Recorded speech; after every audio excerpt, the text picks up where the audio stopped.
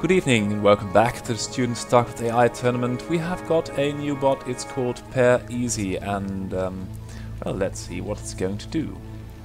It's playing Terran at the blue Terran in this game, and it is going to max out, then build a depot, and then we are going to see a barracks. At the other end of the map, it's Goliath of the Carlos University the Third. And it's going to do something quite similar, only a depot a little bit later. And you can see Pair is getting ahead a little bit, and now is already mining gas, and you can see the difference here already. A little bit of a supply difference as well, and seems to be on top of the supply situation as well. The Goliath supply blocking itself again, and only, well, will it be starting a depot? That's the question. It's got the money. But isn't really doing so at this moment. Oh, it's got a bunker, so that's okay. And there's got to be a bunker somewhere, probably. And it's trying to build something here, but it can't really do that for reasons. And well, that's going to be a bit of a problem. Now Pair Easy is going for a double factory, and of course with this bunker operational over here, it's not going to be easy to get in there. And especially not if you send all your vultures to over here.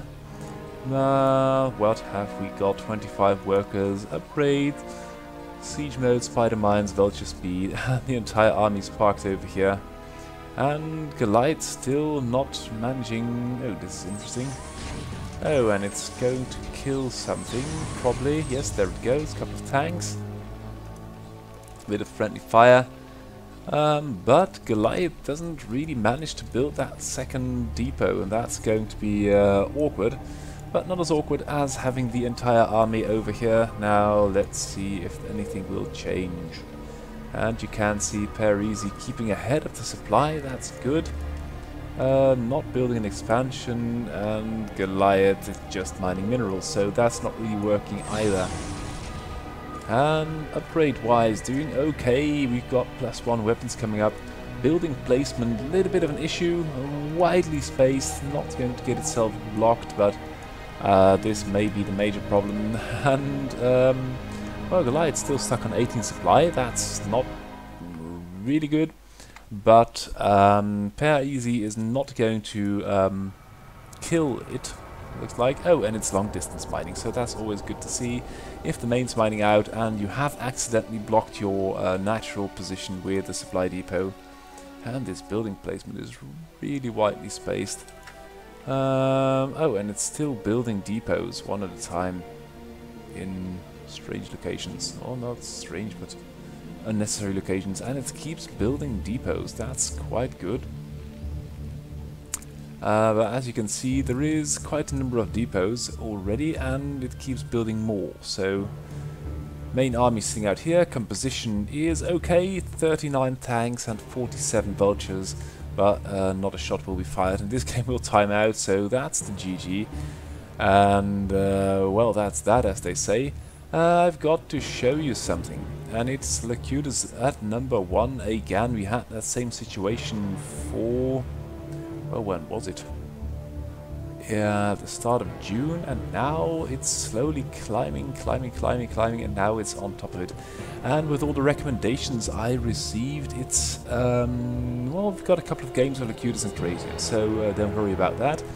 So, Locutus new number 1, with a, well, respectable 29 point margin over Crazio, then Purple Wave, Banana Brain, and then Ironbot, T-Sumo, Random, B-Reaver, and then some Zerg. So the Zerg are really struggling at this point. Kilobot's still doing good. Antigua rocking up there.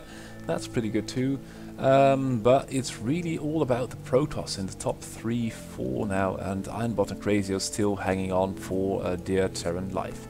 Okay, so this was Glide vs Pair Easy, and let's start with something completely different. It's TSCMU Protoss versus Microwave, and of course these are two very great gentle bots, which of course it's a pleasure to cast a game of. So, Microwave starting out with a scout and another scout, then the hatchery, that's pretty cool.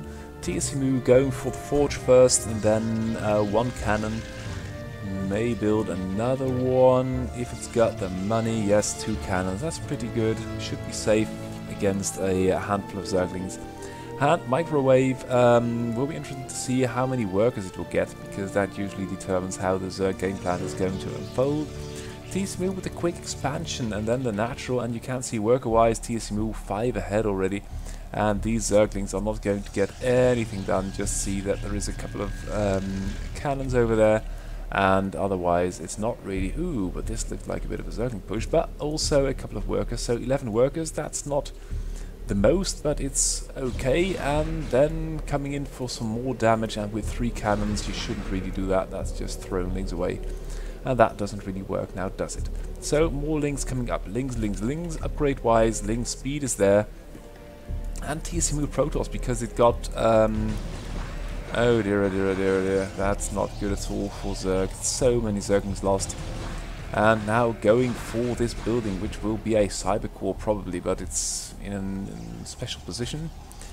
And this is throwing so many Lings away for a handful of HP damage on this cyber core. That's not good at all. More cannons being warped in, and worker-wise, microwave lagging behind, then going for a lair. And this can't really go very well, because TSMU's got almost double the workers, and is going for more tech, more production. The only bottleneck at this point is that TSMU's only got 1 gateway. And starport as well, with 1 Corsair killing the Overlord. That's great, and we'll probably supply block a microwave for the time being. Microwave with a SimCity of its own, with a Sunken over here, Sunken over there, should be good. And even a 1 Hydra to protect this Overlord over here. Unfortunately, the Overlord is not really moving in tandem with the Hydra, and TSMU is sending forth a small detachment of Zealots and harassing the Overlords all across the plane. That's pretty good. Lots of tech, small army of TSMU. Microwave hasn't gotten the army either, so it's trying to try to hold this with 1 Sunken, handful of Zerglings, 2 Sunkens now, and the Spore. The Zealots are going after the Spore colony. I don't know if that's a valid decision. The Spore's down now, but there are Hydras, and the Zealot weapon peters out a little bit, so that's not really good. TSMU though with the High Templar, and there is Lurker aspect done. And TSMU with the Archon, giving chase to the Hydras. And of course this SimCity with the 3 Sunkens is pretty good, especially backed up with a couple of Hydras. TSMU's just got that worker lead, which is so important in this game, and is building, still building Corsairs, which is good. Always good for a little bit of scouting and a bit of harassment, and this, I don't really see this working. Do I? No, the Scourge are a little bit bugged out, but the Spore's doing respectable damage. No 3rd base yet for Zerg, and that's really going to bite it. TSMU's got the map, he's got the armor lead, and got a good defensive cannon set up at the natural. And, a 4th Sunken, I believe. Here come the Zealots. First Sunken was a little bit damaged, so is going to fall. And now the Zealots overrunning everything. So much firepower, +1 weapons, of course, giving Protoss that edge. But the Hydra's sort of hold. You can see the problem for Zerg is that it's got no workers. It's only got 12, 2 bases. TSMU refraining from taking the 3rd. Is Storm done? No, Storm is not yet done, but at this point TSMU with this worker lead can just keep up the pressure, and of course the Hydras are doing well, but I don't really see Microwave making a comeback from this point. And TSMU just going to macro up an army and might think about taking a 3rd. Here we go, here comes the 3rd, the natural is overrun, the main is overrun, there are Corsairs everywhere, the natural sort of shut down, and this is pretty much the game. So TSMU with a respectable play, and Microwave a little bit too low on the macro. So I say GG. Next game up, it's Cherry Pie versus Microwave, and well, of course it's always interesting to see how Cherry Pie is going to unfold. In CIG, Cherry Pie did not enter. Instead, we saw TSCMU and Purple Wave enter, and that's, I think, very interesting as well. But unfortunate that the Facebook bot Cherry Pie is not really competing at this point. Interesting to see what these ladies and gentlemen of the Facebook team are up to. Oh, and the drone going at it, doing a lot of damage versus the main Nexus, and that might actually really be a play. Just get a drone in there and do a lot of damage, and then try to snipe it with mutas or something. I don't know. For now, Cherry Pie is going to do this beautifully balanced act with a lot of workers, little army supply.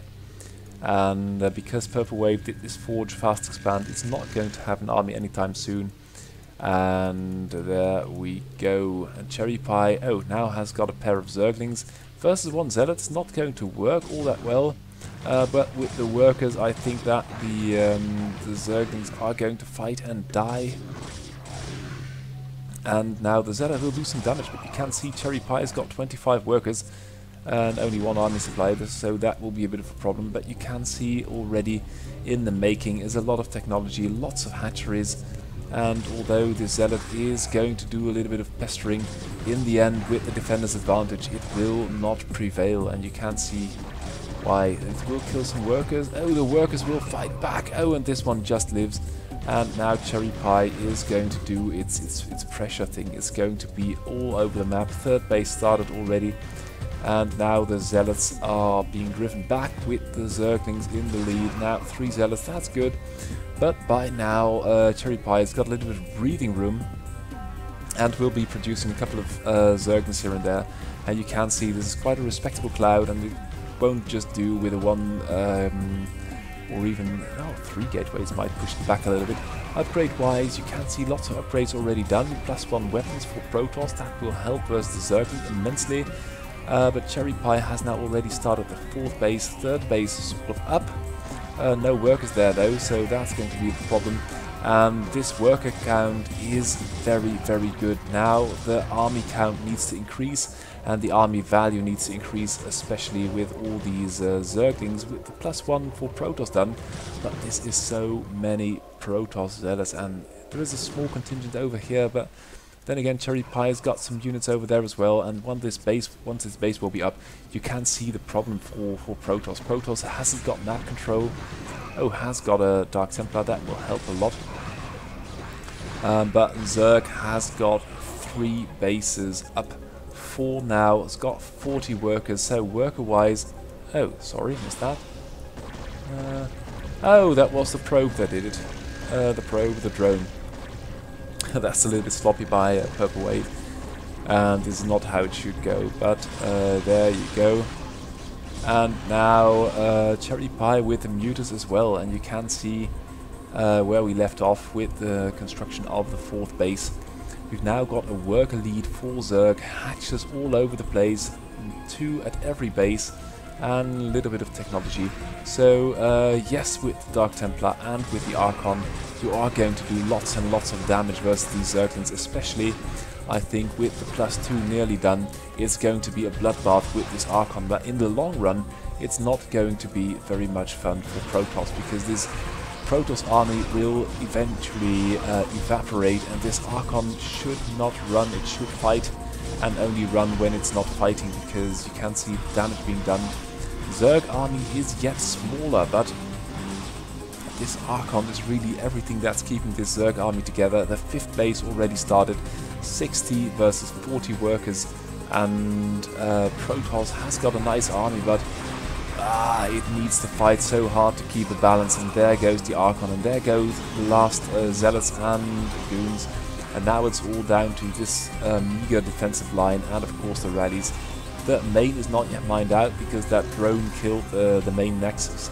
And wow, you can see Cherry Pie being the dominant factor on this map. And you can see the Protoss army struggling to get any kind of a foothold, but it's hard. You've got to keep your army together, and then the Corsairs can do stuff. And then with the Goons and the Zealots, the Protoss army is still a factor to be reckoned with. But the 6th base for Zerg is already started. The Hive is up. upgrade-wise, Zerg is totally going balls to the wall, building everything at once. And the Zerg army is now bigger. The turrets are holding though for the time being. Dark Templar doing lots of damage, Zealots doing lots of damage as well, but at this point Protoss just can't replenish. And perhaps the Zealots and the Goons may just hold, but you can see what's coming up, and the turrets are falling, the gateway is falling, the workers are under attack.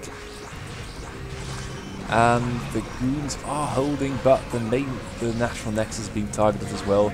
Main is getting low, and now it's basically the map with hatches all over the place. And all kinds of gnarly tech all over the map, and it's just one big mess that I fear Purple Wave cannot get out of at this point. So I'm going to call the GG and hop into the next map. It's going to be Steamhammer versus Halpan, and Halpan has been updating hard as well. Need to show you this last updates. Halpan really working hard.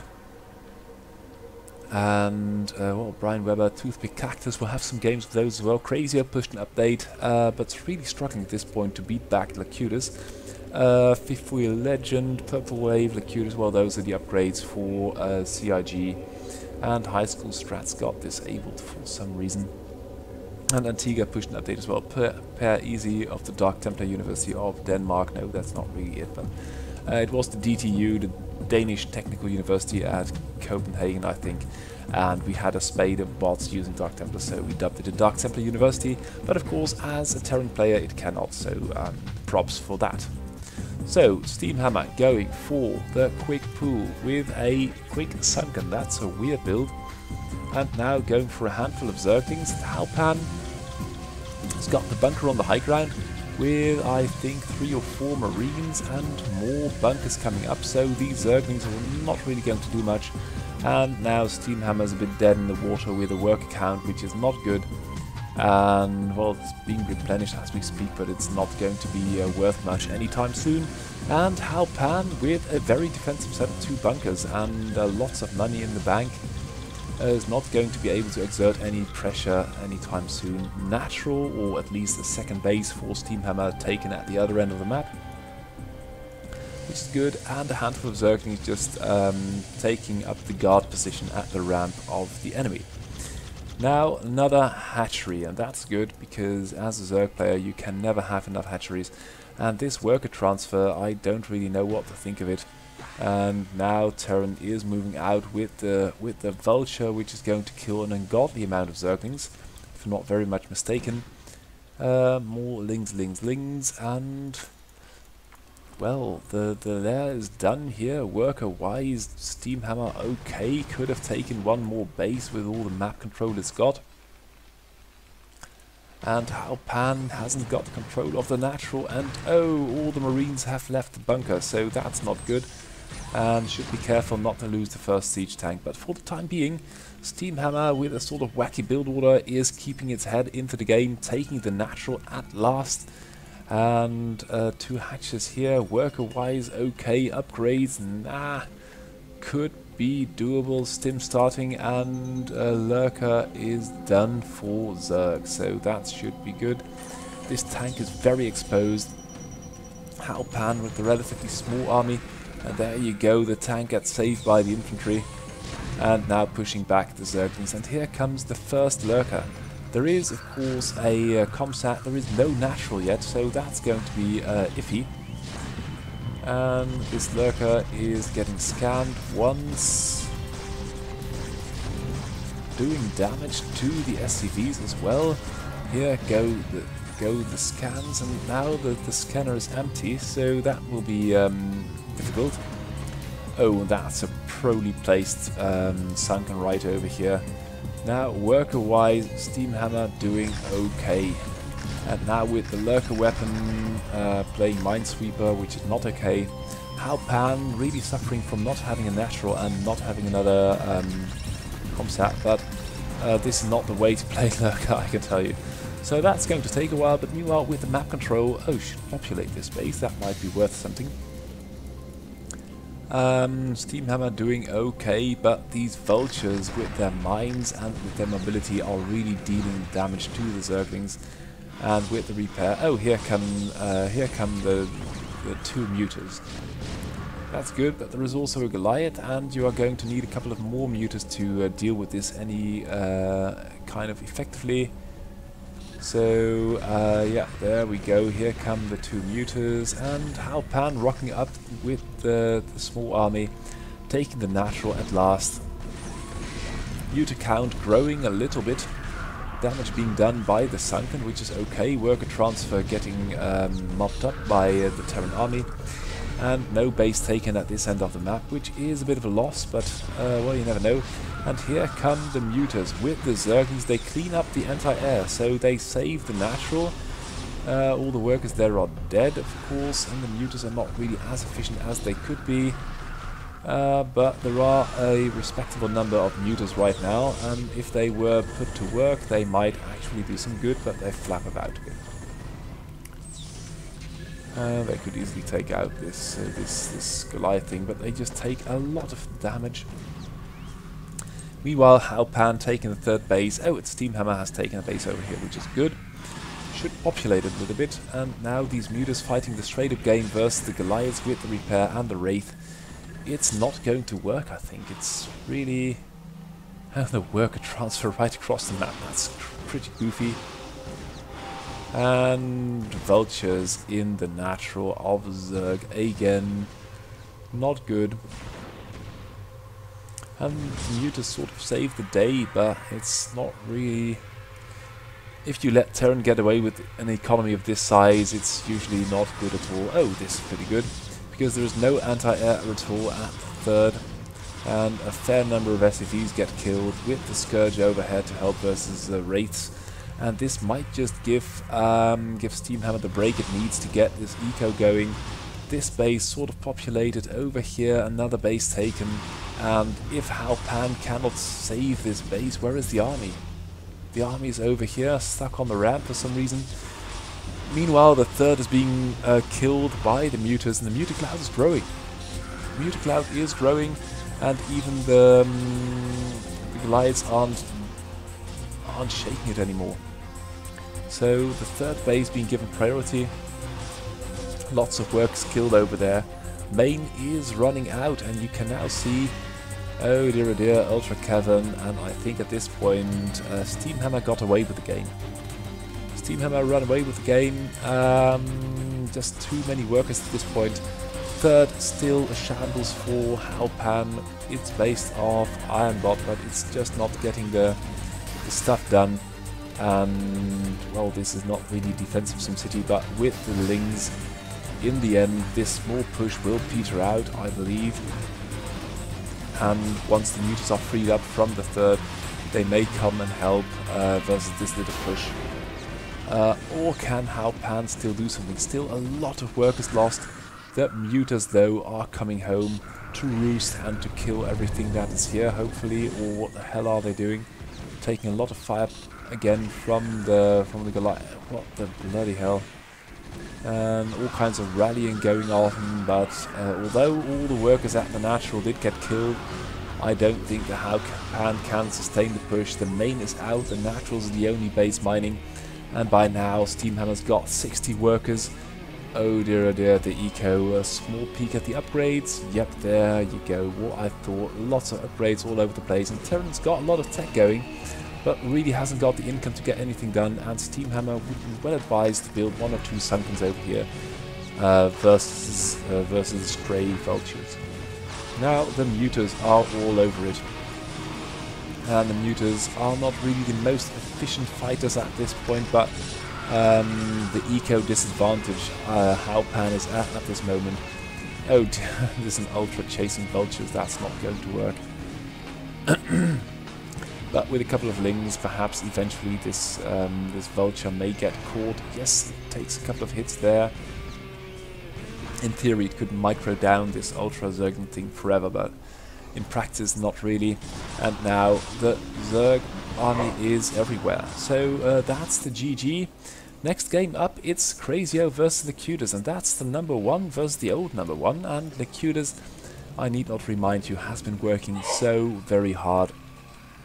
And this game was a recommendation and the text following it was something like Locutus got a new bag of tricks as demonstrated in this game and that game, so let's see how it's going to play. Crazio starting with the depot first, then a refinery, then a barracks. And oh dear, there's some kind of a rush, but it's being nipped in the bud by the SCVs. Crazio losing a bit of mining time. I think that's always nice to have a little bit of an advantage like that at Protoss. And Crazio, what are you going to do? Couple of Marines on the high ground, staying on one base for a long time. And the Locutus is going for range, so a bit of a pressure play coming up, I suppose. Range, well, will be done momentarily, so not that much going on, but the low versus high ground situation will be hard. But for the time being, oh dear, that's not good at all. That's a quaint trick to play, especially versus Crazio. You don't want to lose goons like that. Crazio loves that, and Crazio just sitting back on one base with the 1-2 factories, 1 barracks, a couple of SCVs, not too many. Now moving down the ramp, and of course these couple of goons are not going to have too much to say. Oh dear, that's a nice proxy DT tech. And let's see, we've got a Robo Bay. Might this be a DT drop? The question is, will these goons be able to hold off the Terrans? Crazio's been doing this small push lately with a handful of units, just a couple of SCVs for support, and that's a lot of firepower. And these vultures can zone out any goons, and once the tanks start blasting, that's going to be painful. And I think that's going to be the Dark Templar drop. I just saw something slip into that shuttle. Will Locutus, however, be able to withstand this pressure? These 3 goons are not going to have a snowball's chance in hell.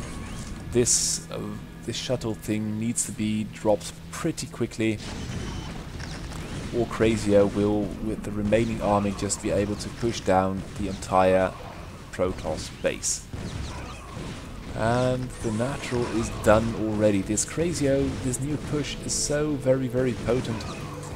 I think it's an adaptation of the push it uses versus a Xinth carrier bot. But by now we've got 4, 3, 2 Dark Templars over here doing a lot of damage. There is no comsat, and there is hardly any firepower left to deal with that, and that is going to be pretty painful. Only 1 Dark Templar left. The main push is being pulled back, but still I can't help thinking that Crazio's got the advantage in this game.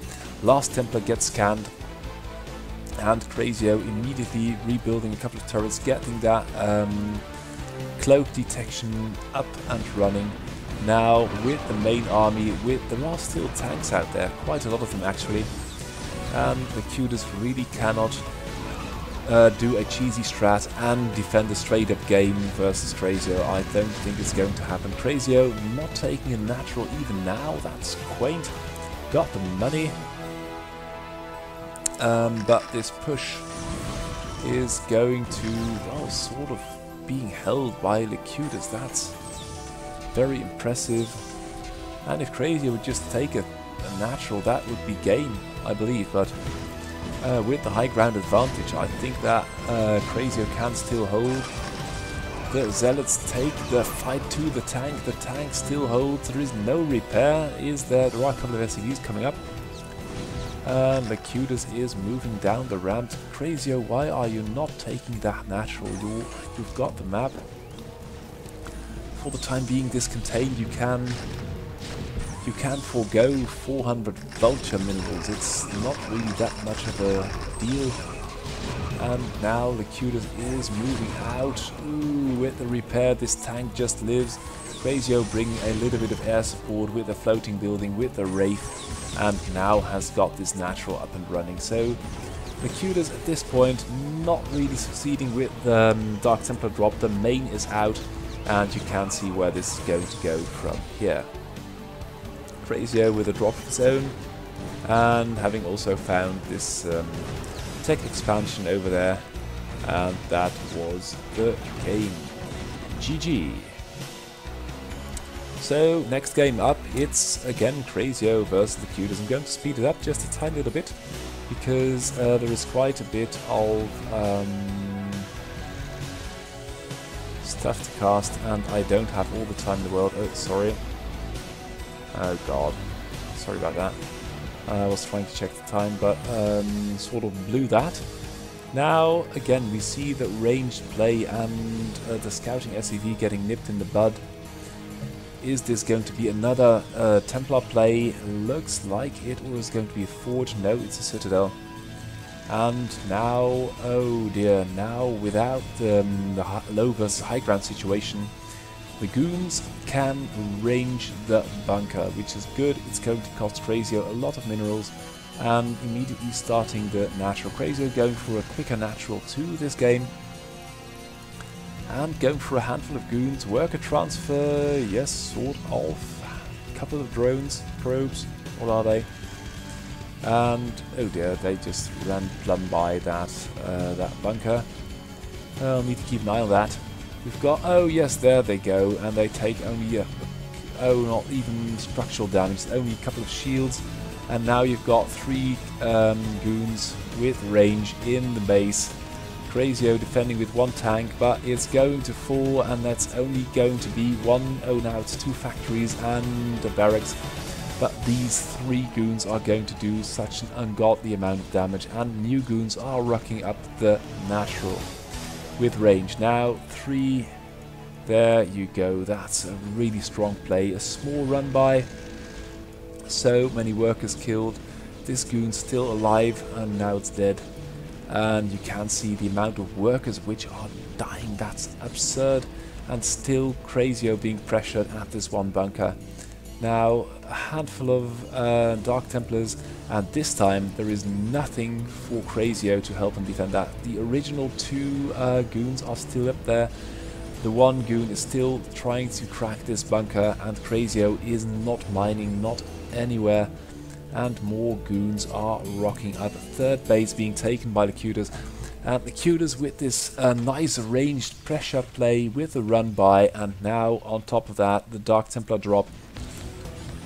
Oh dear, and now the natural got overrun, and Crazio has still got a bit of an income. It's only got 4 army supply.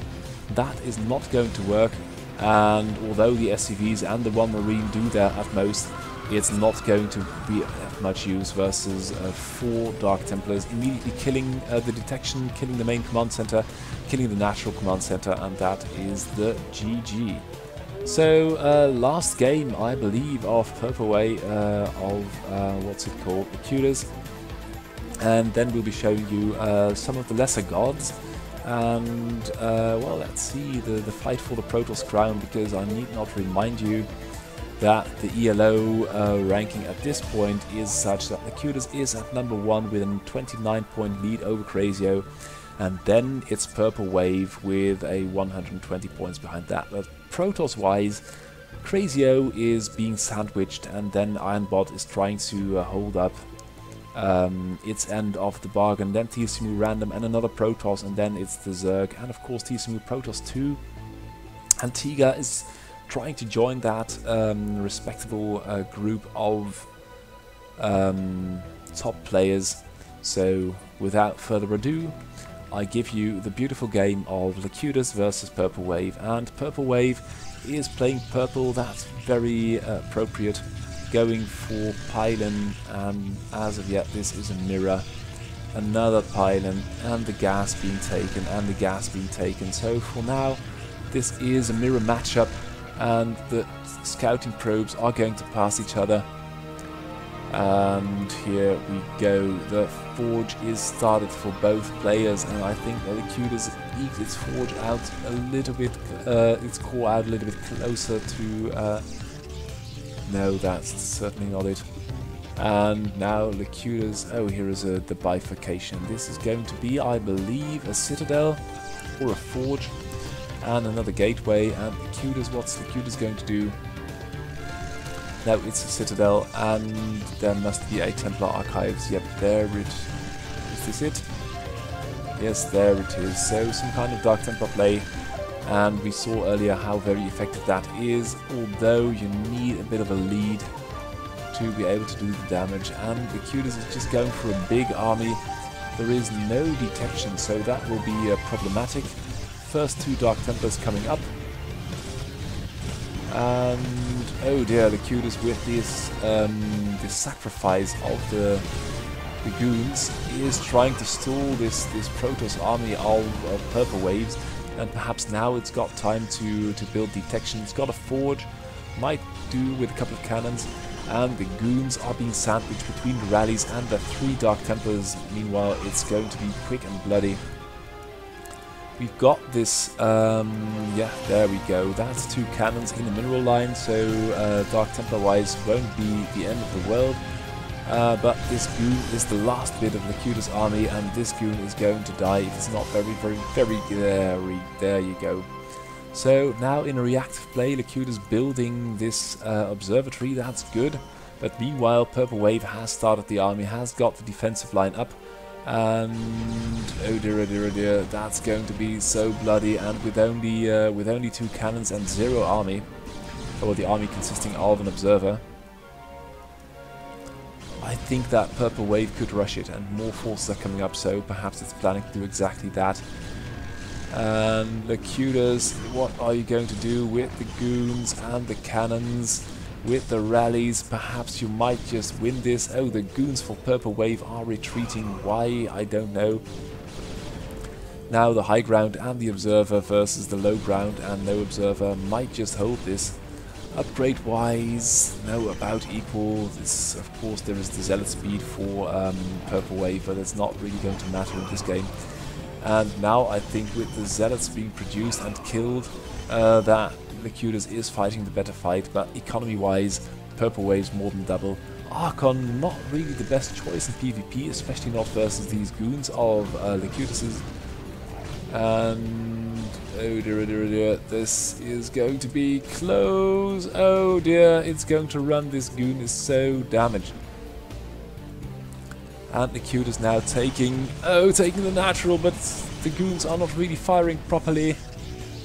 And oh dear, oh dear, oh dear, Purple Wave's got such an army lead and the eco lead as well. This is not looking good for Lycidas, but Lycidas' goons are really dishing out the damage, killing the Archons. And that is why I find it strange to see Archons in a PvP. Usually you build Dark Templars and High Templars first, and when their energy gets spent you can build oh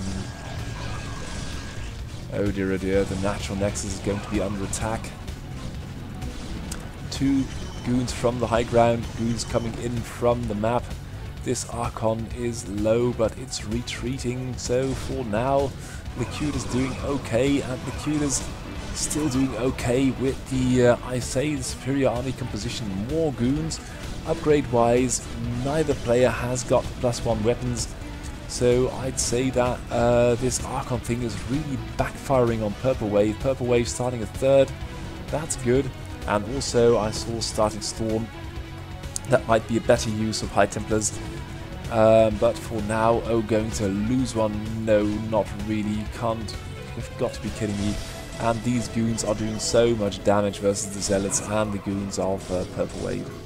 So Lycidas somehow stabilizing in this game, and this High Templar really ought to know better than to look for a beating. And there you go again. 3rd base nearly operational for Purple Wave, but here come the invincible, well, not really invincible, but the very good Dragoon army of Lycidas, taking down the Zealots. And once the Zealots are down, there is only a handful of goons of Purple Waves over there. Nice snipe on that observer with the Storm, but all in all, Purple Wave has got the smaller army, and of course it can defend with the cannons and has got command of the bridges, but Lycidas is starting the 3rd base. And although Purple Wave's got a huge worker lead, I think that Lycidas, on the back of its superior army composition and goon micro, is playing this beautifully. Again, an Archon going to be sniped, and in the retreat, losses will be accrued by Purple Wave. It's not really fighting the good fights. And perhaps with a good Storm it might work a little bit of a small wonder. for the time being. These armies are balanced, but this micro thing, this goon micro by Locutus just looks better, especially paired with the composition of Purple Wave. Purple Wave throwing away Zealots, throwing away Templar and a goon now and then. Here you go, another. That's a very expensive unit, and you cannot trade goons for Archons on any kind of consistent basis. Now, oh dear, here we go. That's beautifully done.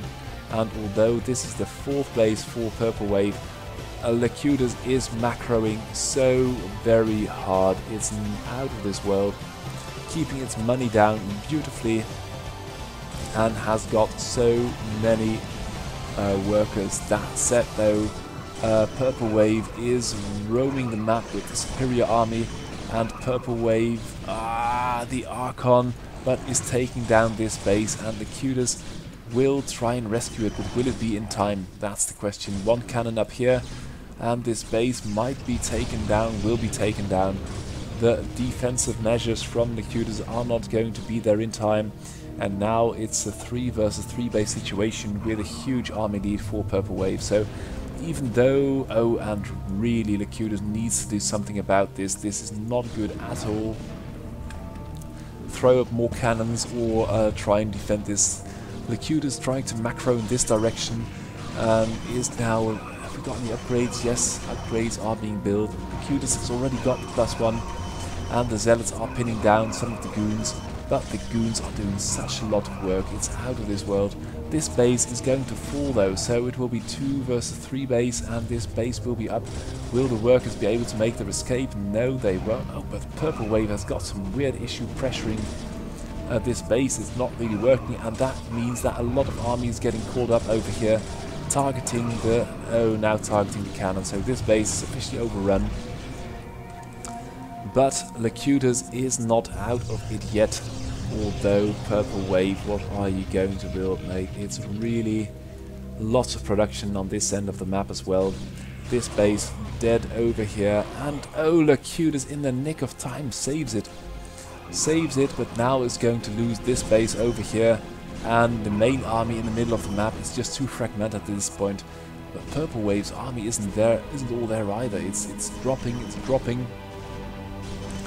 And Locutus, what are you going to do? Trying to make things work over here, doing some harassment, trying to contain this army, trying to save this base at the same time with the cannons, and the rallies coming back might just do it. That's beautifully played by Locutus, and Locutus is now holding quite a strong hand with a base defended by 2 cannons.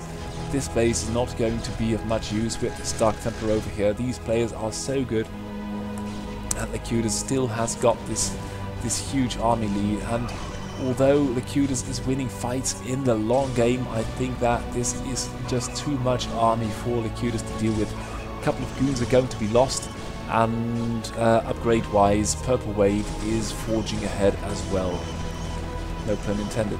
So this is going to be the natural, I believe, and Locutus with 23 versus 100 army supply is clearly not going to be in a position where it can take much fun. This base is now Purple Waves, and although this base Locutus is up, it is 1 of 2, and Purple Wave at this point has just got too much stuff. This base is going to go down, and I don't know why Purple Wave is letting off. The natural got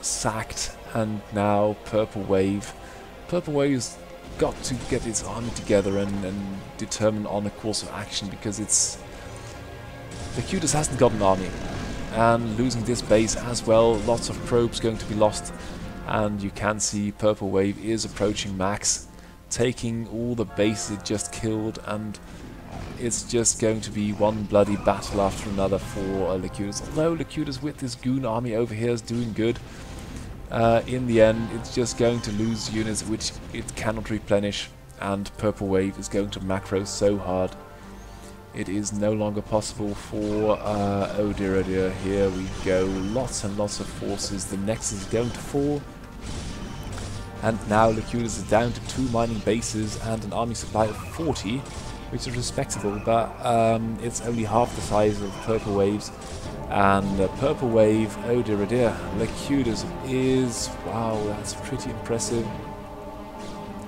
Retaking this base, killing another one, but still it's 25.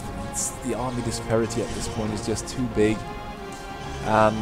I think that Purple Wave is just going to steamroll the natural, and then it will be, oh, it's going to steamroll the third simultaneously.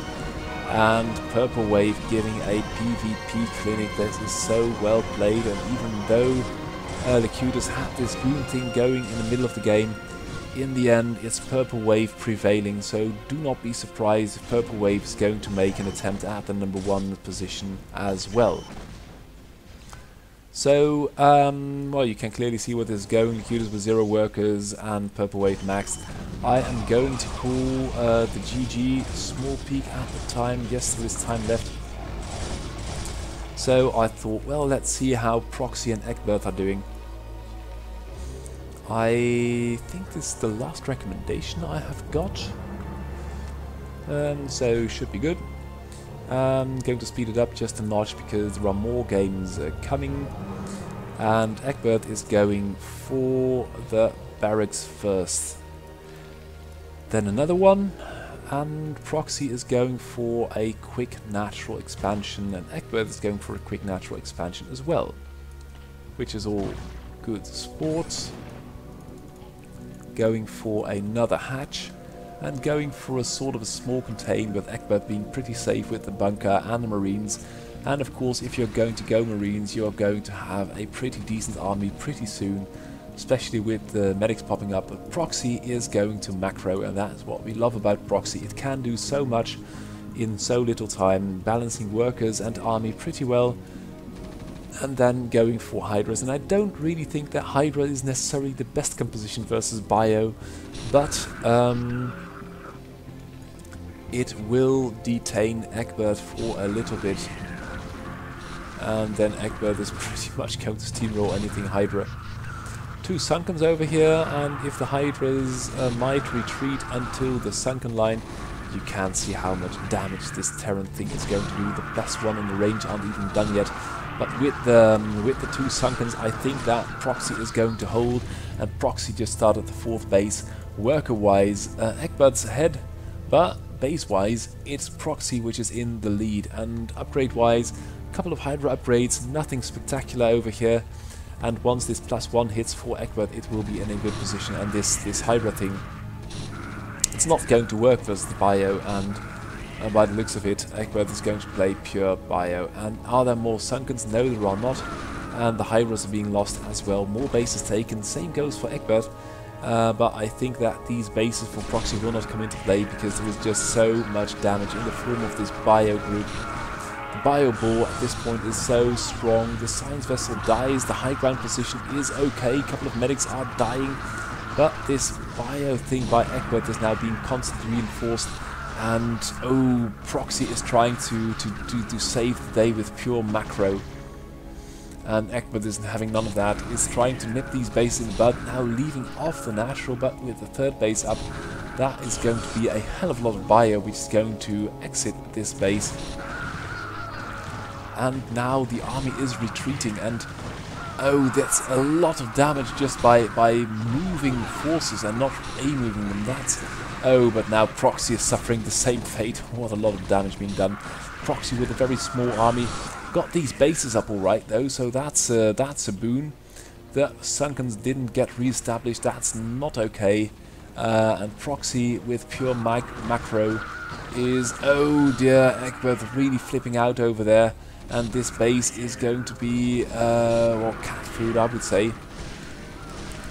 And more bases being taken by Egbert. Egbert macroing so hard of all these bases, but sort of forgot to protect the main base, and well, really get things done, killing off a base, culling the Zerg a little bit, that's good. And upgrade-wise, Egbert really rolling. So you can see if you are going to play Bio, and I think the squad division for Egbert could be a little bit better, so you'd have 1 squad with a Science Vessel or 2 doing stuff over here, 1 defending, 1 doing stuff over there, because with a bio army of 75, there is so much potential damage in this army of Egberts, and it's all just going to be in one group. And once the army is moving, it can suffer from the Zerg. Now Proxy is not doing anything spectacular tech-wise, so I think in the long run is going to suffer. Here comes the Death Ball, the Death Crane. There is nearly 100 army supply in bio. Oh, there is now. And that is just way too much damage for any Zerg without a lot of Lurkers, Defilers and Ultras and Zerglings and Guardians. You need a hell of a lot of stuff. And although the Hydras are fighting hard, this is just way too much bio for them to deal with. And by now Egbert has got good grip on the map, has got the enemy contained at the natural ramp. This is just so much damage, and the medics, although they must be getting a bit low with all this stimming going on, this is over. So going to call the GG. Next game up, it's Pineapple Cactus versus Martin Rorik as Literbot. We are still waiting for an update of Literbot. That's really absurd. But there you go. And I will have to make... What can I do? I will cast one more game after this, and then I'll need to upload the video. But the Zerglings are beaten back by the Marines. If you are going to play Terran, if you pick Bio versus Zerg, it's so very hard. If you play decently well, it's nigh impossible for Zerg to stop it. And Pineapple Cactus is abandoning the pool play and is going to do something else, but it's at a radical worker's disadvantage. It's 7 versus 21. It's not funny for anyone. And it's very lucky that Literbot is sitting back for so long. It feels it's under pressure, so playing rather defensively, but that's a lot of Marines, and Zerg army is only 4.5 supply worth. And I believe that once you have this thing with the academy, once you get Stim and a couple of medics, Zerg is in a world of trouble. And now there you go. No, Pineapple Cactus really wasting a lot of army, but Literbot is taking forever to move out. And although, oh dear, the Lurkers do kill the Vulture thing, but there is just so much detection going on here. That's not funny for Zerg to deal with that with Lurkers. And how many have we got? We've got about 4, 5. Should be okay in the open field as long as the second comp set isn't up. Third base up for Zerg, and Literbot is really flipping the hell out this game. But once it starts moving, it's going to roll. Oh dear, and that is a lot of bio again. 100 plus supply, and Zerg is never ever ever ever going to hold this. And with a couple of irradiates for good measure, this is just way too much damage. And that's a lot of... but there you go, with the vessel overhead and the scans going off, the tanks clear out the way, and although an ungodly amount of bio died over there, I think Literbot's got this thing well under control. Third base up and running, and the natural for Zerg is being driven into the ground. Worker transfer being cut down, and there you go, natural going, main base, 2 Sunkens will not be enough. And although this base over here is hastily being defended by a handful of Sunkens, I cannot see Literbot throwing this game, not at this point. So there we go, main base abandoned. And now we're going to see something really wicked. Literbot flipping the hell out again. And Pineapple Cactus trying to get things rolling off this one hidden base. Lots of Sunkens over there, but now Literbot has found it, and that is what you get. So, GG, last game up. It's Brian Weber versus ABCDXYZ. So, there we go. Still have a little bit of time. Now, what have we here? Brian Weber is posted an update, so we'll be interested to see what it's going to do. ABCD, I'm going to call it ABC, is going for some kind of really spanky 1 base Dark Templar play, and the 1 Dark Templar is going to exit the base, and let's see if Brian Weber's got an answer to that.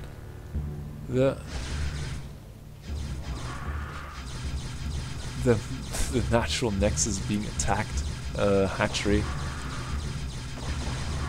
And there is one overlord, but the main army is not really being engaged, so that's pretty stupid.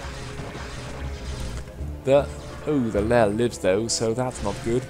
And Brian Weber's army is just standing there while all the drones get killed.